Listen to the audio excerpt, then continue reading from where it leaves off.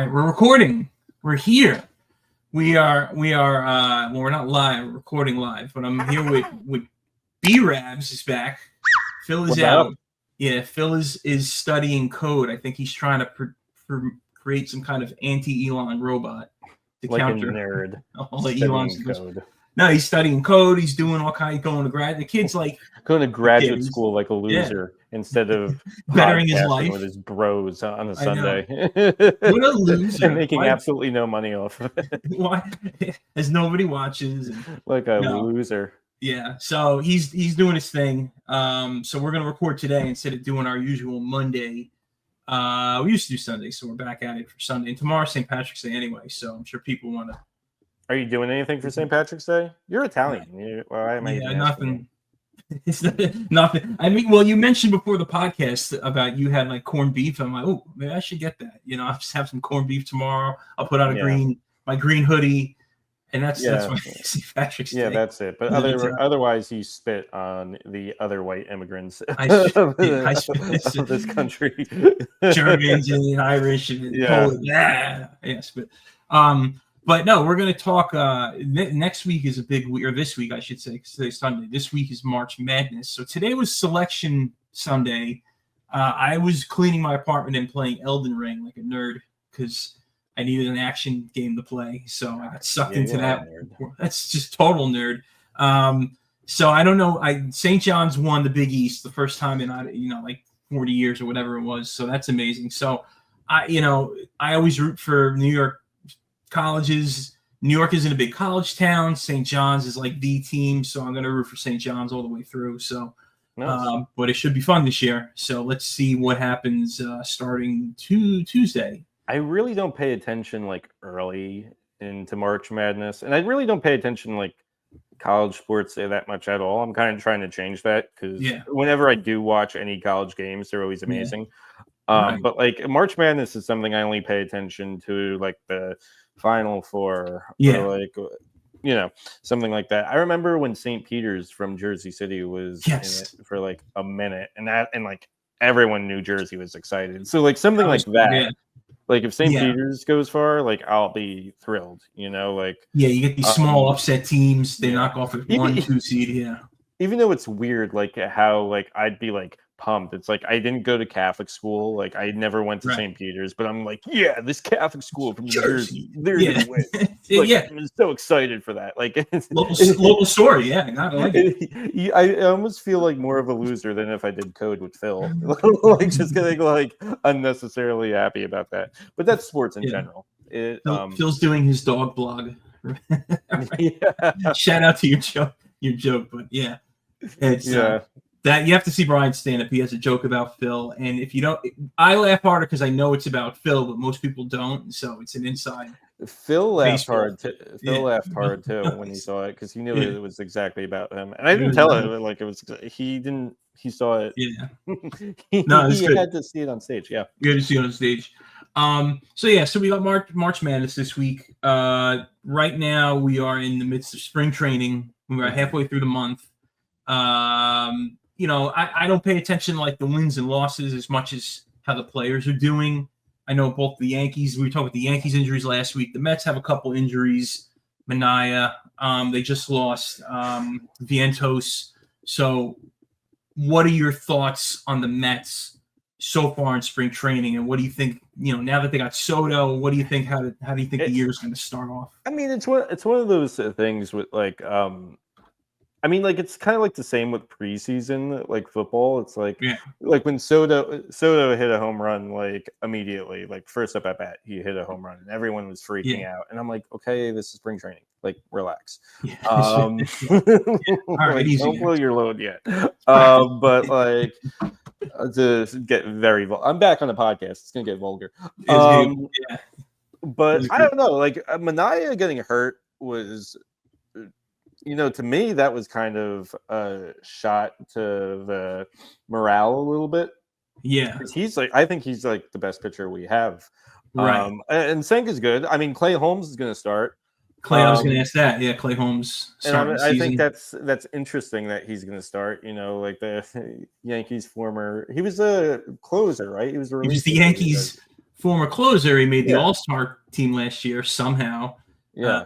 And then just became Mr. Blown. He led the league in blown saves. So maybe I think with him, the pressure's off as being a closer. Maybe he can just worry about pitching because apparently he still has good stuff. And when they took him out of that role, he still had some shaky moments, but. Well, listen, I mean, like our pitching, I think is going to be okay. It's not like I'm like super excited about our pitching. I was excited, so I had like the projected batting order, and the projected batting order is Lindor, Soto, Alonso, Nimmo, and then like Vientos, who you said was hurt, but then you also have like Winker, and then probably going to have Marte too, and then you're going to have Brett Batty.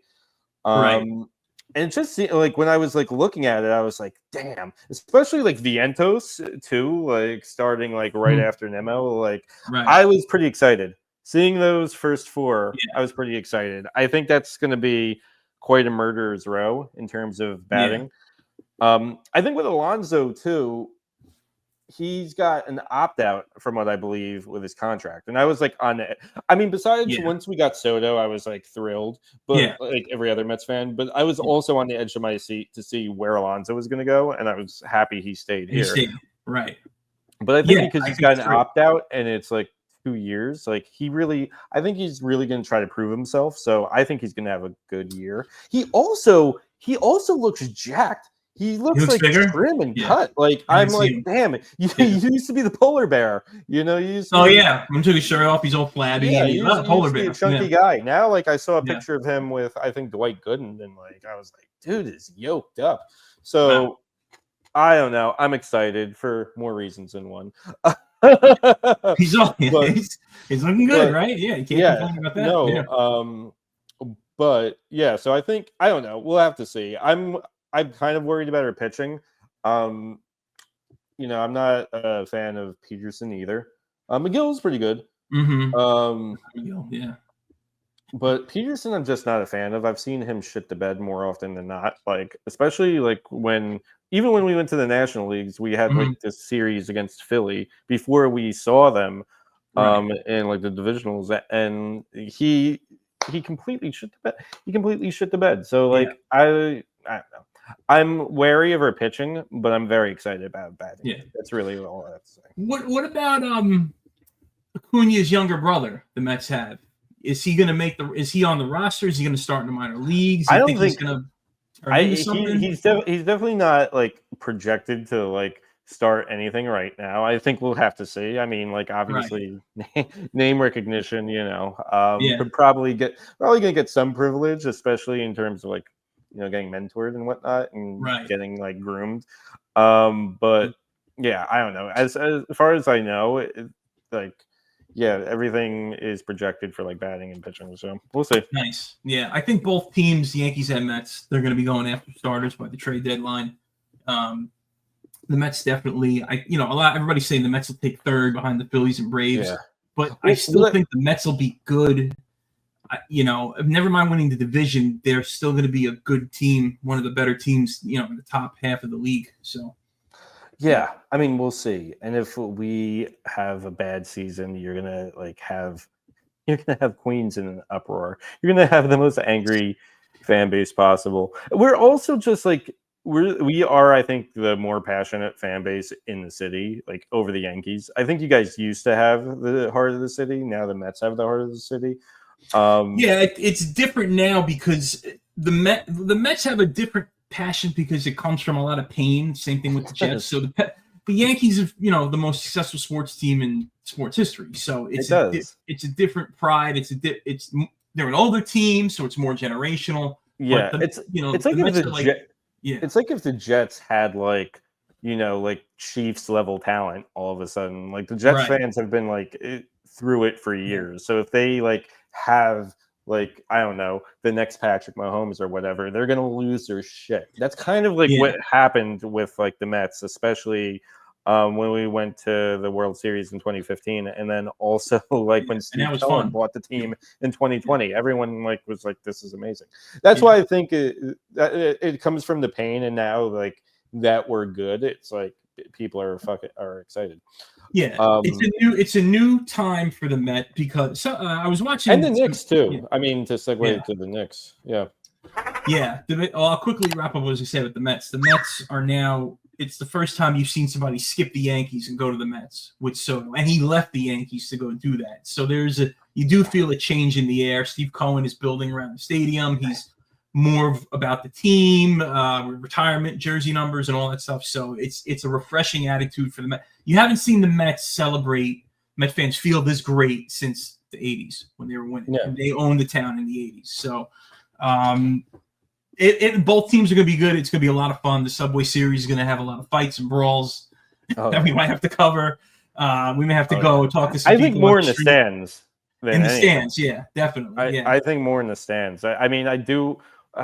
Tickets are so insane for that, but like everyone wants to see like Soto go back to Yankee Stadium, because there's going to be.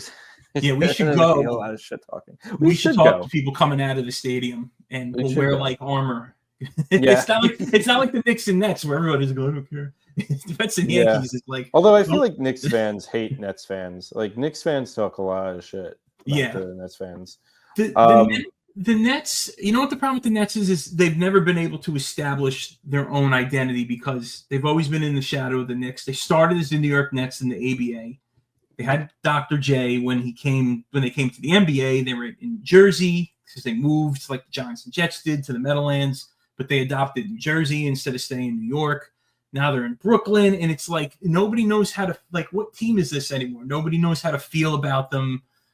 They're in a weird time, but you and I and Phill know going to the games at Barclays Center. You see the little kids in Nets jerseys, and they have a fan base, of course, but I don't think so. I mean, here's what I think. I mean, for me, I grew up a New Jersey Nets fan. Right. I grew up with like my dad taking me to games, arguing with the parking attendant all the time, arguing with whatever part of the parking attendant. That's what you do. People. That's my memories attached with the New Jersey Nets, going to see Jason Kidd and then having my dad argue with the parking attendant why he can't park in the handicap space. You don't have a handicap sticker, sir. He did have a handicap sticker. Oh, he did? Okay, yeah. But he could walk, and then people would be like, why do you have a handicap sticker if you can walk? And he's like, I have one. No question. Anyway, my childhood. Moving on. But I mean, the Nets were great when they had Jason Kidd and they had Vince Carter. Yeah. Vince Carter carry. I just saw Vince Carter his number get retired at the Barclays Center. And then they basically moved to Brooklyn. Mm-hmm. My father, he swore off the Nets after that. He's like, to move to Brooklyn, I feel betrayed. They left New Jersey. I don't know if other fans felt like that, but that's how he felt. But I moved to Brooklyn, so I'm like, okay, I used to be a Nets fan in Jersey. Now I moved to Brooklyn. I'll still cheer for the Nets. But here's the thing: like the Net, I've been through like up and downs with like Kyrie Irving and his whole drama. Kevin Durant, and then that whole drama, like the whole situation, especially with Kyrie and being someone who bought a package to see the Nets play live. Okay. We were so close to like going to the finals that one year when we lost to the Bucks, and we could have been a great team, but like we just had, Harden be a diva, Durant be a diva, Kyrie be a diva. Like all of that annoyed me so much. And then the Knicks are doing great. I kind of was just like, you know what? I have no real allegiance to the Nets right now, and they were pissing me off. And listen, I've never been a bandwagon fan in my life. I've been a diehard Jets fan my whole life. I've been a Mets fan my whole life. I'm gonna always be a Devils fan, no matter how bad they are. Even though that's the best franchise of them all. Yeah. And it's like at one point, like I've been watching the Knicks and I've been cheering for the Knicks because I want happiness. I'm entitled to some happiness. I want some happiness. I want to feel something. Yeah. I want to feel. I want to enjoy watching sports. Like last night, even though the Knicks lost to the Warriors, I enjoyed watching the Knicks game because I was like, "This is a close. This is what a close game looks like. This is what being a part of a fan base looks like." So I don't know.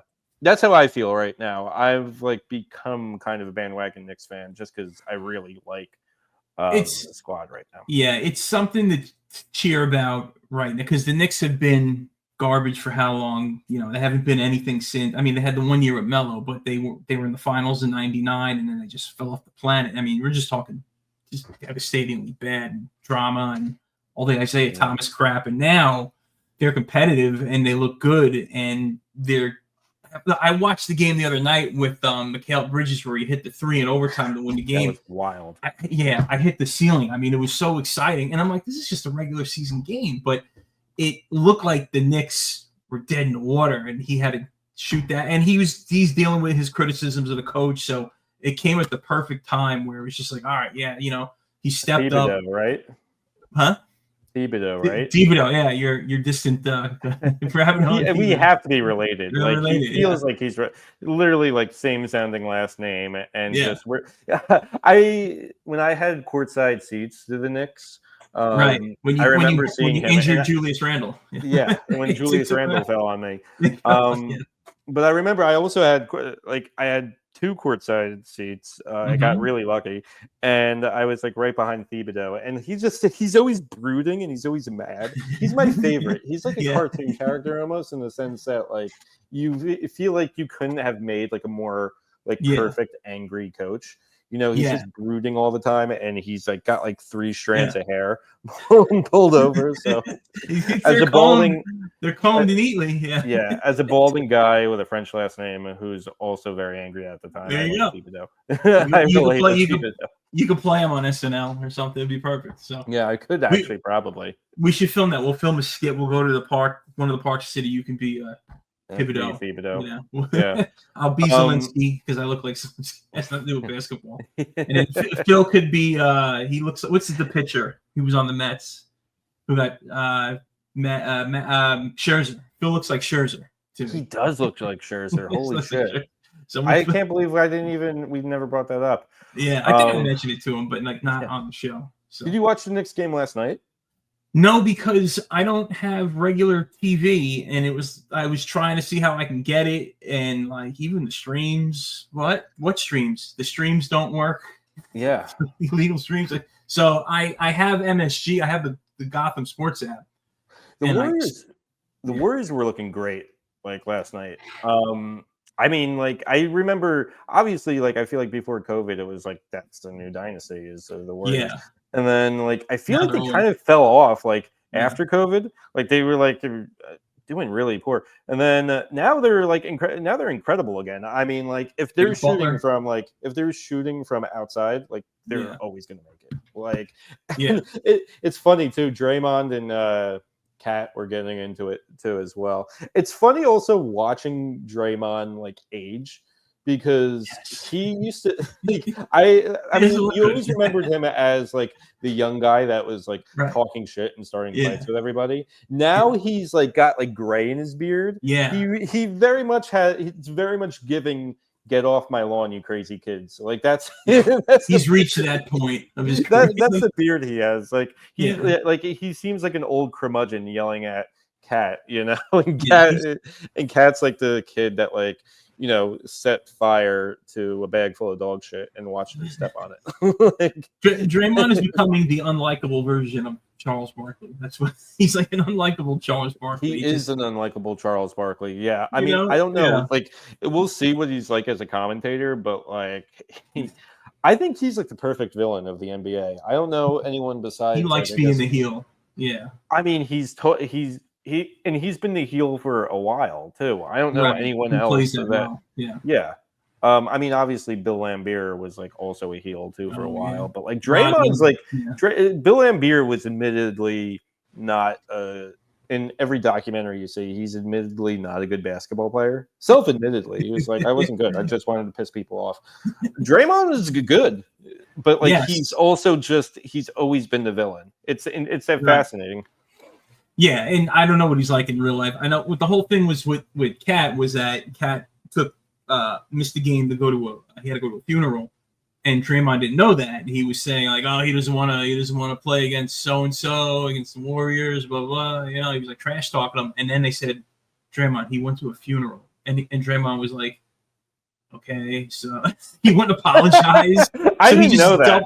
he just doubled down on being a heel. Like he didn't like directly really apologize. He was like, "Oh, he did. Oh, I didn't know." So, it's like great guy, Draymond. And he's like, "Oh, okay. So what? You got ball. You got ball. Ball is life." Yeah, it was like ball is life.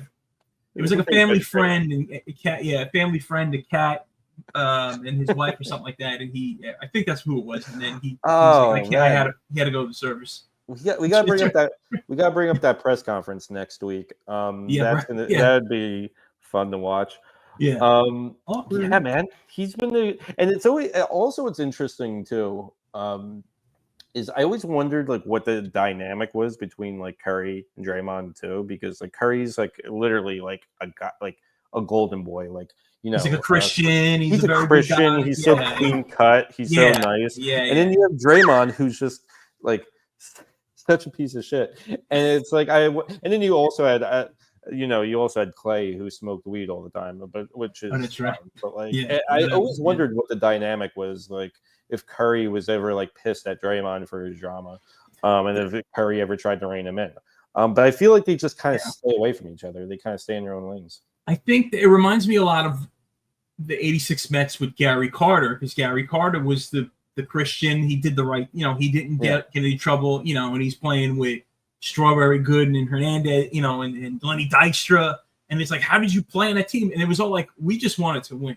All the outside stuff, we didn't care. So I'm guessing those guys probably had it, your personality is going to clash off the court. But on the court, that's, I guess where they came together. So it had to be something like that. But it's like watching The Last Dance. It's like watching The Last Dance. Like, Michael Jordan would personally go to Dennis Rodman's room and like drag him out of bed. He went to Vegas to get him. Like literally went to Vegas to get him. And drag him out of the bed, and he's like, "This is my team." And apparently, Dennis Rodman like worshiped Michael Jordan, so like he would do anything. They're boys still, But like, I can't see like Curry pulling aside Draymond and being like, "You gotta stop this or that in the third. You gotta stop all this drama." Like, I can't see him doing any of that. Yeah, it would be interesting to see him doing any of that without Draymond just slapping the shit out of him. Like, anyway. And their coach is Steve Kerr, who played with those Bulls teams. So Kerr was who also got punched in the face by Michael Jordan. So he knows a thing or two about drama. Good times. Well, the history between the Knicks and the Warriors even dates back to where the Knicks wanted Steve Kerr. He said, "No, I'm going to Golden State." And then the Knicks had the draft slot right after Golden State. Golden State picked Curry, and then the Knicks drafted after that. I don't remember who they drafted. It might have been, I don't know if it was Obi. I don't think it was. No, it wasn't Obi Toppin. Maybe what? I don't remember. But so there's always been a little something with the Knicks and Golden State, like a thorn in their side. But we'll see what happens. It's going to get Brunson back, and then it's playoff time. So I mean, and they've been consistently in third place, as far as I know. But we'll see. They just have to get in at this point. So this is not that it's a good time for Brunson to be hurt, but if he's going to be hurt, at least it's now while they're, I don't think they would drop so far that they would miss the playoffs in the next 2 weeks or whatever. So I don't think so. I mean, again, like they've consistently been in third place. The Celtics have also consistently been in second place, and the Cavs are like in first place. I think the Celtics are probably going to just take it again. I think so too, but the Cavs, not to say the Knicks won't go, but the Cavs, between the Cavs and the Celtics, nothing against the Cavs. I just think the Celtics are that damn good. They have more experience in the playoffs, but we'll see. Yeah. I don't know. I don't want Cavs fans calling me because I don't know. Are there Cavs fans? I'm sure there are. You don't want to piss off our vast Cleveland fan base. Our big fan base in Cleveland. New York people. All right, we're going to go to commercials. The fun time of the show. We have, so I curated this because, you're on this week. So we got some Mets, we got Jets, and then we do have a March Madness commercial. Let's go to the March Madness commercial first because these have been insane. I just ripped this right before we started. I don't know what it is, so let's take a look.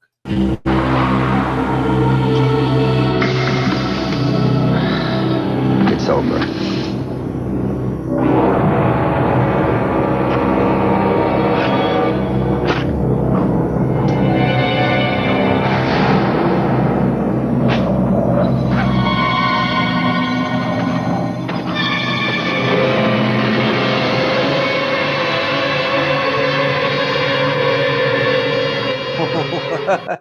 Okay, so yeah, okay. I love how I love how I did this podcast to like get away from the dystopia that is real life, and now we basically are like in like some like Mad Max Blade Runner world, like where it's like, oh yeah, like somehow like society is over. It's giving like we've lost like we went through a nuclear holocaust. Yeah, and this guy was able to find Nikes. That's the only thing that was able to survive the nuclear holocaust was Nikes.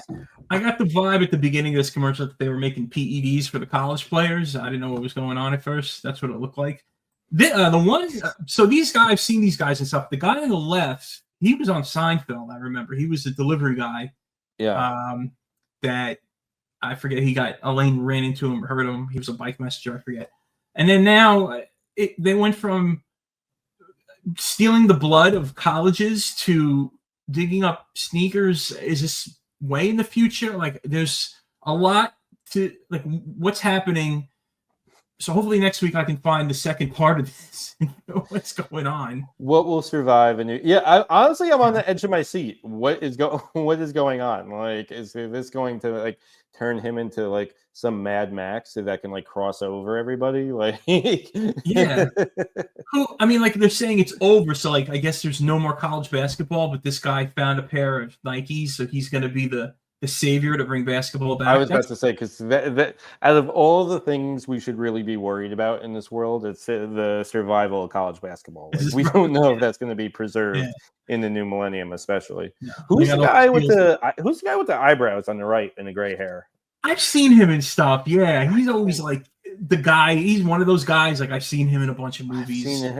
I've seen him in stuff too, and I can't place him. I almost want to like. I almost thought he was like a coach of something. He's somebody like if somebody were to tell us who he was, we go, "Oh, him, that guy." It's his familiar face. So, I was trying to think. I love that they also have like UNC and Duke and like blood vials. Like, what kind of messed up program was like taking the blood of like college athletes? It just sounds like standard NCAA protocol. Yeah, like that was like literally like kidnapping like 18-year-old athletes and like taking their blood and being like, yeah, this is how we make Nikes. I mean, I know you make. I know Nikes have sweatshops that are run by the beloved children, but like, I didn't think they were going to take them from college athletes too as well. I thought it was just people in third world countries. It's actually very red Gatorade, not blood. That's what it is. Yeah, that's what it is the whole time. Red Gatorade. It's like they made it think it was blood. Grenadine. It was red Gatorade the whole time. All right, let's go to this one. Here's a Mets one. I'm trying to remember which one is it. Okay, I don't think we've done this one before. This is an old one, just from local Channel 9 Mets coverage. Let's take a look. There's a little bit of winner in everyone. There's a little bit of got to be the best. There's a little, I know we can do it. There's a little bit of better than all the rest. It's a feeling of working together. It's a joy of sharing a dream. It's giving your heart to make it better and being a part of the team. Wait a minute. Catch the rising star. Catch the rising star. Seymour Wiener. That was him. Remember him? The whole guy? I do remember him. I do remember. Reference, yeah. And then of course the Irish guy is like just like some fat cop. There he is. Wow, this is like the most wholesome Mets commercial. The New York Mets. We're coming on strong. Just watch. Yeah, that was like an extremely wholesome commercial for like the least wholesome team like to ever be in existence. Yeah, the most edgy team. See, I thought it was like at first you see the kid and then it's not good. And so like, are these them when they were kids? But now you have this young lady who grew up to be Keith Hernandez apparently. Traded her braids for mustache. Yeah, very progressive. She transitioned to Keith. She lived her truth and transitioned into Keith Hernandez. That was her goal. That was his goal now. And now Keith Hernandez is living his truth. And then this guy's a giant Shamrock Shake himself, and he turned into like He turned into who? Gary Carter? I can't. It's so no. I don't know. Lenny Dykstra. Lenny Dykstra was just looking into his future as like a fat alcoholic in like the decades. It actually went the other way. It was a future Lenny Dykstra going back to regular Lenny Dykstra. The regular Dykstra. Yeah. This commercial is it's a little odd. It's all about the vibes, this commercial. Well, it's also like, what are you trying to say? Like, anyone can. I almost feel like they're trying to say like anyone can identify with the Mets, which it's like, every man team. Yeah. Not like the Yankees. Yeah. The Mets are the working class kind of team, and the Yankees were like always like, we're better than you. Like, the corporate, totally. Yeah. And then they're in this white void. Yeah. But the Mets, they'll take pictures with the overweight Shamrock guy that is falling flat on his face. Like they don't. They'll be like, "Yes, we'll grab a beer with you and a hot dog with you, and we're probably going to be on cocaine the entire time." I'll take a picture. I'll take a picture with any kid. Doesn't matter, but I also can't feel my face. Like that. You paid in coke. What the Mets are trying to, that may be the image that they're trying to sell. This is just total 80s family wholesome baseball, and you got Newman from Seinfeld running the bases apparently, and then at the end there's a I guess that's the popcorn vendor. I thought it was a beer vendor. He got a bunch of random kids, and they're in a white void. So I don't know. Yeah. It's the 80s, I guess. It made sense then. I don't know. All right. Well, that's some wholesome Mets content. Now we'll do. So I, in my haste to pull commercials, I found a Joe Klecko one. This one is actually, it looks like a bunch of commercials. So we'll just watch the first two. Shout out to whoever uploaded this. Fun name. We'll make sure to tag you. But here's some Joe Klecko Jets commercials we'll throw in here. So. We Brits are learning your American football. Right, Joe? Yeah, right. The other way! Catch the ball! And after practice, we drink a great American beer. Miller Lite. Miller Lite, with its crisp, refreshing Pilsner taste, it's everything you want in a beer today. What are they doing now? They're practicing touchdowns. Okay, so these guys are from Australia. Football novice. Your American football. Right, Joe? Yeah. Oh, they're playing American football. I guess they played soccer. I don't know who these guys are. They look like the Giants. I don't know. I mean, the dancing too is just awful. Well, like the touchdown dances, it's like really giving credence to the stereotype that white people can't dance at all. Absolutely. Yeah, that's like they look like they have to go to the bathroom or something. Yeah. Joe Klecko looks shaking. Yeah. Joe Klecko looks like he just won the Masters with his green jacket and yellow shirt. So that's an interesting choice of. I know it's green for the Jets, but he's Hall of Fame bound. So good for Joe. Well, I mean, back when he needed money. Oh yeah, definitely. I mean, like, exactly. I mean, like, this was like, and he of course was a part of like the New York Sack Exchange too. With like, I just watched the documentary that Method Man of Wu-Tang actually like narrated. Oh really? Oh yeah, he was huge on. It was him. Yeah, where it was like him, and Mark Gastineau, and who else? I forget. Like two other dudes, but apparently Klecko and Gastineau hated each other like the whole time. They just did not like each other. Because Gastineau would probably drink all the Miller Lite. They would probably try to film this commercial, and Gastineau would get to it and finish it all. Who would that? See, now you got me thinking. Who was Gastineau, Klecko, and was there one more guy? Or was just those two? Pull it up real quick. I feel while you're doing that, I feel like I noticed Abdul Salam. He actually died. I remember. Okay, yeah. Method Man like gave like a rest in peace to him, like an obituary to him after the documentary. But then Marty Lyons too, who apparently was like the best. Yeah, who apparently was like he was like the most charitable one out of all like the Sack Exchange guys. Like he like ended up doing like the most good. And and gas now is gas now. give Miller Lite to everybody. So I'm looking at this guy here, number 55, and this is the old grainy commercial, poor recording quality, but he looks like the guy who was the voice of Roger Rabbit. He's an actor. Only I would notice this. I was about to say that is like the most. It's a deep cut. I know. I know we're talking about obscure sports references, but like you're like, I see your obscure Jets sports reference, and I raise you a Roger Rabbit. A Roger. That's who that guy looks like. He was an actor too. So I'm wondering, is the '80s? It makes sense. Maybe he was early in his career. So that's all you, Mike. I have no idea. I